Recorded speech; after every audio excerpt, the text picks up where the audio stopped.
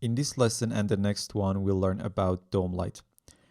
V-Ray dome light is often used for image-based lighting or IBL. In this lighting method, you take a high dynamic range image or an HDRI and use it as your light source. Hey folks, welcome to MoGraph Plus. This video is a free sample from our course, The Ultimate Introduction to V-Ray for Cinema 4D. It's a massive 13 plus hours course in which we explore all the aspects of V-Ray for Cinema 4D thoroughly. Make sure to check it out, the link is in the description. Also be sure to subscribe and ring the bell to get notified about our latest videos. So when you create a dome light, you basically get a virtual spherical or hemispherical light source around your entire scene. Then you assign a 360 degrees spherical HDR image to that sphere or hemisphere, and you would get a nice beautiful lighting which is based off of the color and intensity information from that texture that you have assigned to your dome light. I'll be working with this scene from Chaos. Also, I'm using Aces as my color manager. From now on, assume that I'm in Aces unless I tell you otherwise. If I run the IPR, right now you notice because we don't have any light source in the scene, we get a dark render. Let's add a dome light from the menu or the toolbar. Now we have created a dome light in the scene. Always remember that the dome light encompasses the entire scene and the size of its icon doesn't matter in the viewport. By default, we get a simple white virtual sphere around our scene. We can increase the intensity value to 25, for example, and get a fairly basic lighting going on. We actually want to map a texture onto the dome light. That's the whole point of having a dome light. So let's go to the texture tab of the dome light, enable use texture, and load a V-Ray bitmap node as the dome texture. Now let's go inside the V-Ray bitmap node. In your project files text folder, there is an HDRI folder. Here we have a bunch of HDRIs. Most of them are from polyhaven.com. They have tons of free high quality HDRIs. Let's load this dry field 4K HDRI.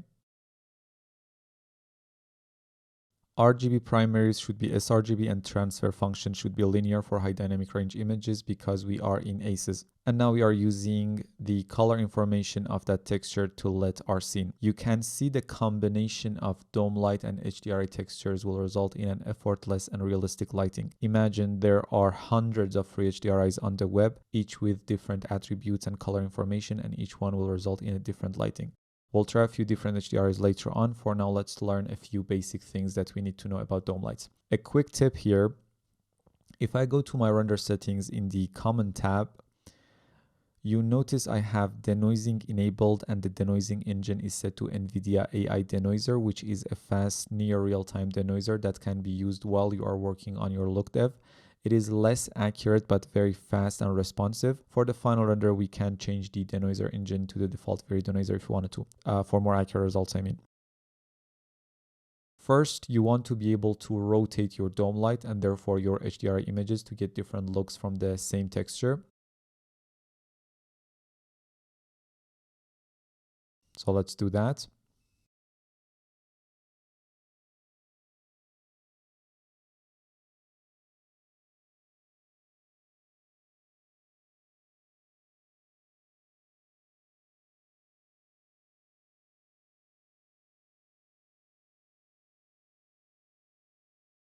And because this particular HDR image has a shining sun, we can control how that sun affects our scene and the direction of the shadows. Let's set the H rotation for the dome light to 65 degrees. Now we get this nice blue sky, shining sun, which is very beautiful. Now let's try a few other HDRIs and see how they result in a completely different lighting. Let's Control drag the dome light to create a copy. Disable the first one. And in the second dome light, load this Wasteland Clouds HDRI.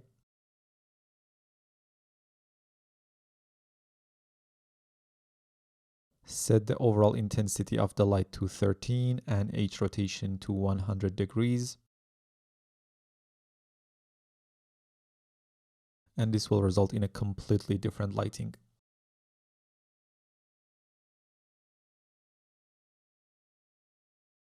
Let's make another copy.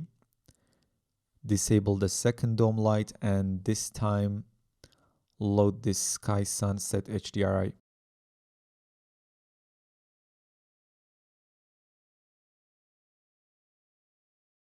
Set its H rotation to 0 and intensity to 15.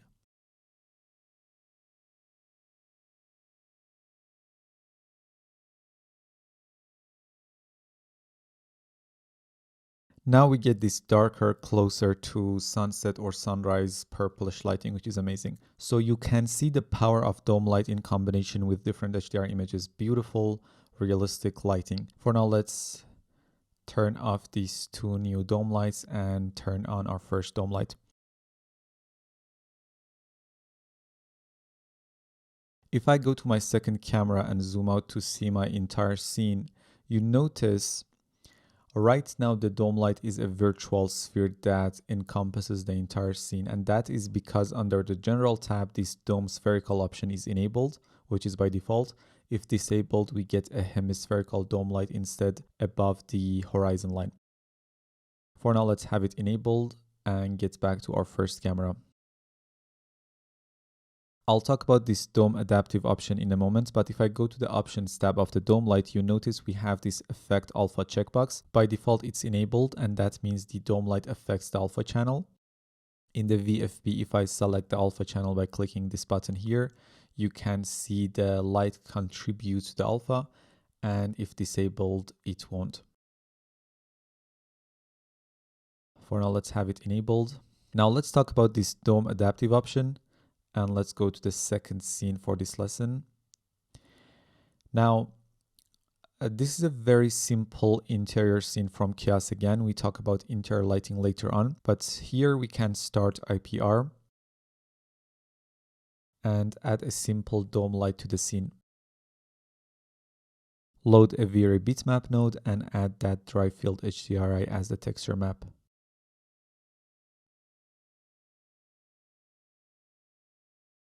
And to be sure, we can change the transfer function to linear. We don't necessarily have to turn it to linear because when the transfer function is set to auto and we load these HDR images, V-Ray knows to use the linear transfer function, but to be sure, we do that manually as well. Now, to make sure the sun shines through the window, set the horizontal orientation to 120 degrees and increase the intensity of the light maybe to around 35-40.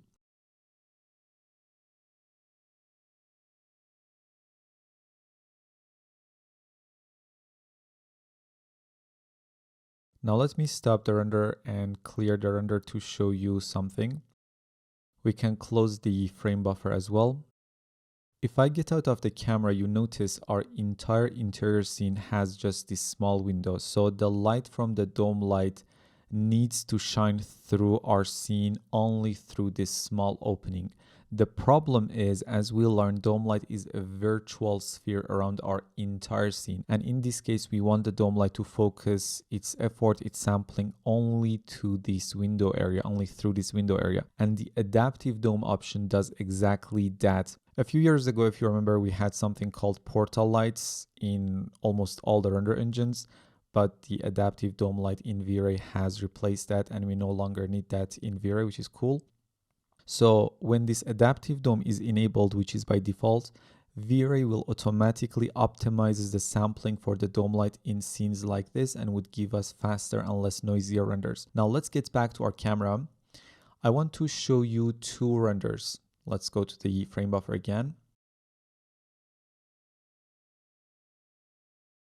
In the first render, adaptive dome is enabled, and in the second one, it is disabled. The first render with adaptive dome on took 2 minutes and 30 seconds, and in the second render with adaptive dome off, it took 2 minutes and 50 seconds. So in this case, we get a 20% faster render with it being on. Now let's get back to our previous scene again. We will talk about this finite dome section in the next lesson. For now, let's briefly talk about what's called multiple additive dome lights. Let's rename these dome lights to dome light 01, 02, and 03 so we are a bit more organized.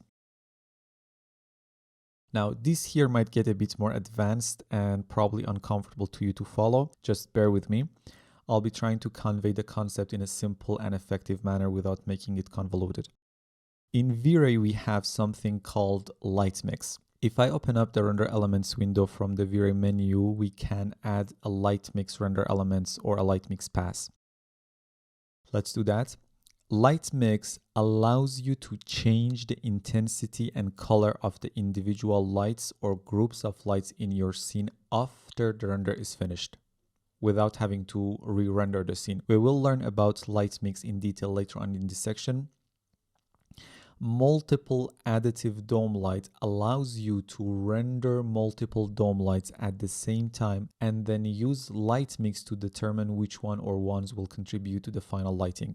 Now, to enable it, simply add a light mix render elements, which we did. Then make sure to enable and turn on all the dome lights that you have or you want to be able to have control over in the final render. In this case, we have 3 dome lights with 3 different HDR images, and we want to have all of them in the final render. So let's have all of them enabled and turn on. Now we are ready to start a render in the frame buffer.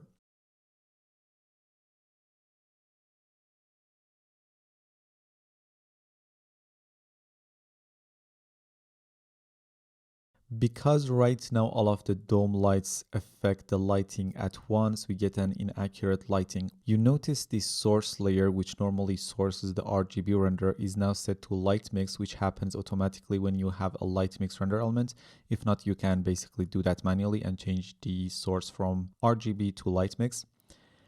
And now you notice we have access to our 3 dome lights individually. Let me turn off all the lights and take a look at each one separately. Let's turn on our first dome light. We can turn it off and take a look at the second one and the third one. This is something really useful, and also the individual contribution of each dome light is saved to a separate render element or AOV or pass, which we can access from here and use any one of them in post. Now let's quickly prepare for the final render. Let me set the resolution to 1920 by 2000s. Decrease the noise limit to 0.005.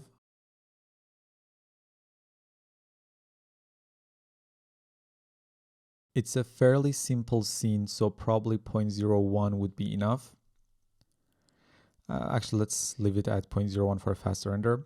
Because we are using light mix to render all the dome lights at once, the render will be longer for sure compared to if we rendered each dome light individually. Now, I don't think about optimizing the render and the scene for a faster render time at this stage of the course. As long as it comes out clean, I don't care about a minute or 2 here and there. Also, in the comment tab, change the denoiser engine to V-Ray denoiser for the final render. And now we can start the final render.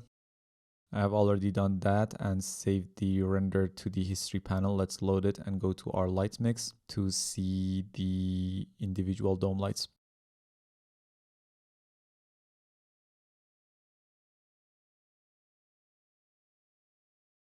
Here is our first dome light.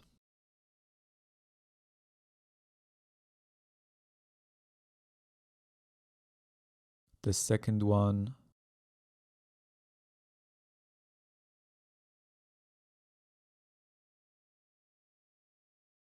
And finally the third one.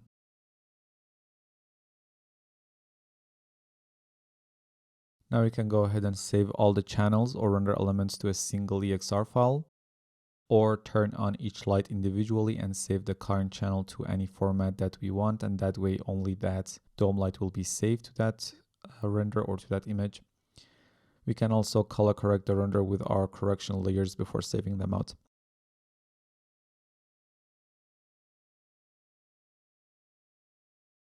If you are not comfortable with light mix, you can go ahead and remove the light mix pass from the render elements window and render each dome light individually. Okay, so that's about V-Ray dome light. We still have the finite dome section of the dome light to talk about. We'll do that in the next video. See you there. Make sure to visit our website mographplus.com and check out our premium CGI and rendering courses for Cinema 4D, 3ds Max, Maya, Arnold, Corona, V-Ray, Redshift, and much more. See you in the next one.